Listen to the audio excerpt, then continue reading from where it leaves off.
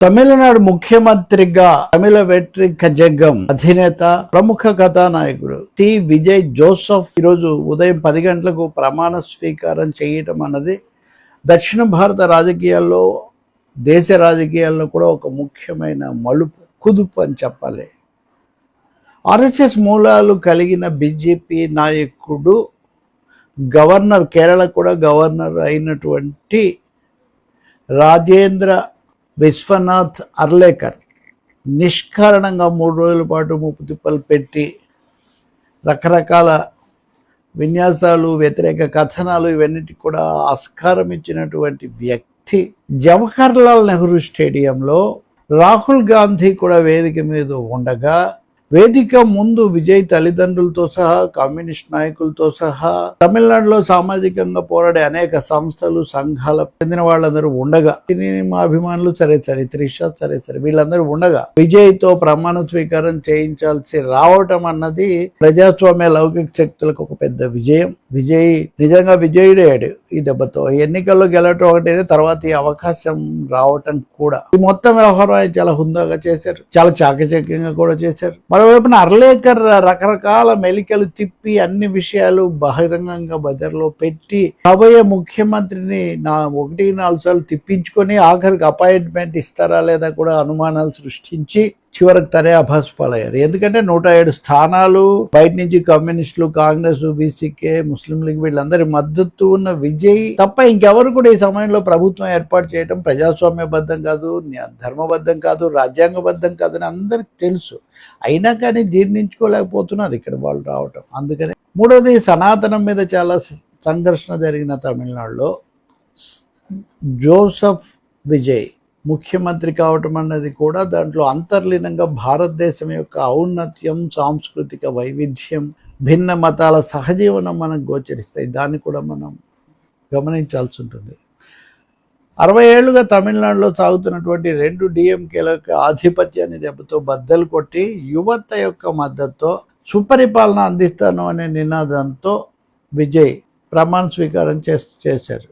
ఆయన మొదట్లో తన పార్టీ ప్రణాళిక ప్రకటించినప్పుడే, అంటే ఈ ప్రణాళిక కాదు, పార్టీ కార్యక్రమం వగైరాలు అవి ప్రకటించినప్పుడే తిరువల్లూర్ ఆయన యొక్క చరణాన్ని ఒకదాన్ని అందులో పెట్టారు. అందరి కులాలు ఒకటే, ఎల్లవారికి ఎల్లలోకంలో ఒక ఇల్లై అన్న పద్ధతిలో. కాబట్టి మత సామరస్యం, అందరూ కలిసి ఉండడం, అన్ని కులాలు ఒకటే, ఆల్ ఆర్ ఈక్వల్ అన్న సూత్రం ఆయన ముందు నుంచి పాటిస్తూ వచ్చారు. రాజకీయాల్లో ఏమేమి ఎదురు దెబ్బలు వస్తాయి రేపు వేరే సంగతి, కానీ గొప్ప విజయం సాధించారు, ప్రథమ శక్తిగా వచ్చారు, పాతుకుపోయిన వాళ్ళను కుదిపేశారు, ప్రజలు తీర్పిచ్చారు. కాబట్టి మిగిలిన పార్టీలు కూడా మద్దతు ఇచ్చాయి. ఇందులో కాంగ్రెస్ ఒకటి డిఎంకేకు చెప్పకుండా వచ్చేసిందని స్టాలిన్ ఆగ్రహించారు. ఆయన ఈ రోజు కూడా, అంటే నిన్న కూడా చెప్పారు, కాంగ్రెస్ ఇలా చేస్తుంది అనుకోలేదని, దూరంగా అవుతా ఉన్నారు. నిజంగా ఏం జరుగుతుంది భవిష్యత్తులో మనం చూడాలి. కానీ కమ్యూనిస్టులు అయితే మాట్లాడి చెప్పి పరిస్థితిని బట్టి ఇలా చేయాల్సి వస్తుంది, మద్దతు ఇస్తున్నాం కానీ మేము ఆ కూటమితో ఉన్నామని చెప్పారు.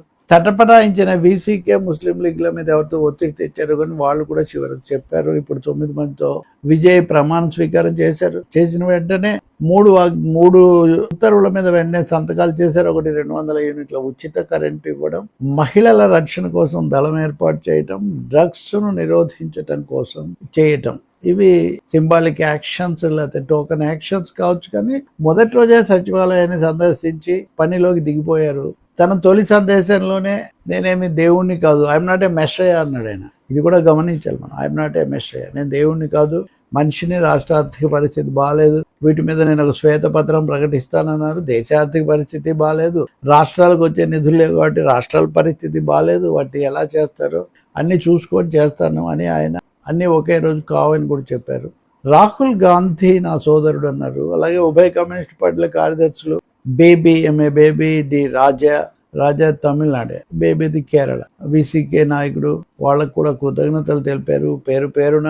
అన్నింటి మించి విజయ్ మామ, ఈ విజయ్ మామను ఆయన మొదటే అడిగారు, విజయ్ మామకు ఓటేయండి, అలాగే బామ్మలు కూడా నన్ను దీవించండి, ఇదంతానే. విజయ్ మామతో మీరు నిలబడ్డారు, నేను మీకోసం ఉంటానని ఆయన మళ్ళీ యువతకు హామీ ఇచ్చారు. సో చాలా విధాలుగా చూస్తే ఒక్క వివాదాస్పద వాక్యం కానీ పదం కానీ లేకుండా నేను చెప్పింది చేయడానికి ప్రయత్నిస్తాను ఉన్న పరిమితుల్లో అనే ఒక మెసేజ్ ఆయన చాలా సూటిగా ఇచ్చారు. విజయ్ 2 ఏళ్ల కిందటే పార్టీ పెట్టినప్పటికీ 2009లోనే ఆయన అభిమాన సంఘాలను భారీ ఎత్తున స్థాపించారు. 80,000 అభిమాన సంఘాలు ఉన్నాయని ఒక అంచనా. అలాగే సామాజిక అంశాలు, సాంస్కృతిక అంశాలు, ఉదాహరణకు జల్లికట్టు లాంటివి, విద్యార్థుల పరీక్షలకు సంబంధించిన అంశాలు, ఇట్లాంటివి సమస్యలు వచ్చినప్పుడు వాటిలో ఆయన జోక్యం చేసుకుంటూ వచ్చారు. రాజకీయ పార్టీగా కాకపోయినా వాళ్ళ నాన్న ఎస్ఏ చంద్రశేఖర్ ఈరోజు ప్రమాణ స్వీకారంలో ముందు కూర్చున్నారు, తల్లి తండ్రి. ఆయన చాలాసార్లు ప్రకటించారు విజయ్ రాజకీయాల్లోకి వస్తారని, కానీ ఆయన ఏమీ తొందరపడలేదు, సమయానికి వచ్చారు. పార్టీ పెట్టిన తర్వాత కూడా 2024 లోక్సభ ఎన్నికల్లో పాల్గొనలేదు. ఇప్పుడు నేను పాల్గొన్న ఒకేసారి 26 శాసనసభ ఎన్నికల్లో పాల్గొంటా అన్నారు. డిఎంకే తన రాజకీయ ప్రత్యర్థి, అధికారంలో ఉంది వాళ్ళే కదా ఓడించాల్సింది.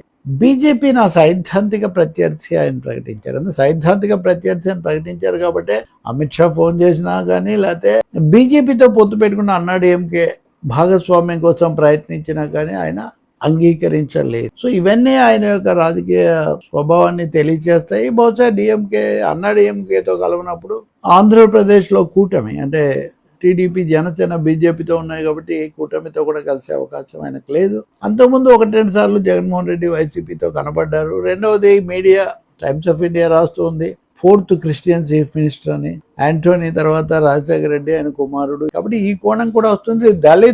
దళిత్ క్రిస్టియన్స్ అన్న వివాదం కూడా సుప్రీంకోర్టు తీర్పు తర్వాత నడుస్తున్నప్పుడు అది కూడా ఇక్కడ ఆ సామాజిక న్యాయ కోణం కూడా విజయ్కి అనుకూలంగా పనిచేసిందని మనం భావించాల్సి ఉంటుంది. మే 13 బలలోగా బల నిరూపణ చేసుకోమని గవర్నర్ ఆయనకు పెట్టారు. అంటే ఈరోజు ఆదివారం 10వ తేదీ, 11, 12, 13 మూడు రోజుల్లోనే. కాబట్టి 13న ఇది ఆయన బల నిరూపణ నిస్సందేహంగా చేసుకుంటారు. ఎందుకంటే డిఎంకే మేము ఎలాంటి ప్రస్తుతానికి ఆటంకాలు పెట్టాం, 6 నెలలని స్టాలిన్ అన్నారు. కొన్ని ఇవి పెట్టినప్పటికీ ప్రస్తుతానికి మళ్ళీ ఎన్నికలు రాకుండా చూడటమే మా ప్రథమ లక్ష్యం అని కూడా స్టాలిన్ చెప్పి ఉన్నారు. అందుకని స్పష్టంగానే ప్రభుత్వం కొనసాగుతుంది అని. సరే, మీడియా అక్కడ ఆయన తండ్రిని కానీ వీళ్ళని మాట్లాడించడానికి ప్రయత్నించినా వాళ్ళు ఎక్కువగా మాట్లాడలేదు. మీడియా ఫోకస్ త్రిష మీద పెట్టారు. కానీ విజయ్ తన ప్రసంగంలో there will be no power centres, ఒకే ఒక పవర్ సెంటర్ అంతకంటే ఉండవని ఆయన చెప్పారు. కాబట్టి ఈ కథనాలకు ఆయన పరోక్షంగా స్వస్తి పలికి వాడికి తెరదించారని మనం భావించాల్సి ఉంటుంది. ఇంకా మిగిలిన విషయాల్లో ఏం జరుగుతుంది, ఎలాంటి అంశాలు వస్తాయి, విజయ్ మీద కొంతమంది చేసిన వ్యాఖ్యలు